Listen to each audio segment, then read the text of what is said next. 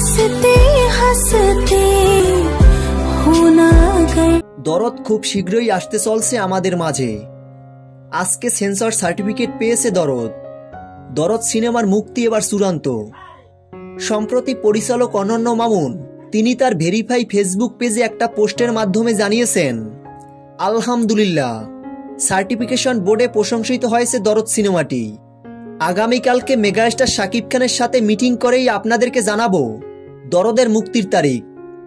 নির্মাতা অনন্য মামুনের এমন পোস্টে ভক্তরা কমেন্টে লিখেছেন, এর আগে সেন্সর না পেয়েই ডেট জানিয়েছিলেন। ভক্তের এমন কমেন্টে রিপ্লাই দিয়েছেন নির্মাতা অনন্য মামুন। অনন্য মামুন লিখেছেন, আমরা অফিসিয়ালি এখন অবধি কোনো ডেট বলিনি। সিনেমার শুরুর সময় বলেছিলাম বিশ্ব ভালোবাসা দিবসে মুক্তি পাবে, এছাড়া কোনো ডেট বলিনি। এদিকে চিত্রনায়ক ইমন কমেন্টে লিখেছেন, অভিনন্দন।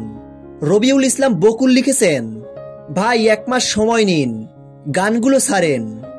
তো ভিউয়ার্স, দরদের মুক্তির বিষয়টি নিয়ে আপনাদের মতামত জানিয়ে দিন ভিডিওর নিচে কমেন্ট বক্সে কমেন্ট করে। দরদের নতুন নতুন ভিডিও পেতে ভিডিওটিতে একটা লাইক দিয়ে চ্যানেলটি সাবস্ক্রাইব করে আমাদের পাশে থাকুন।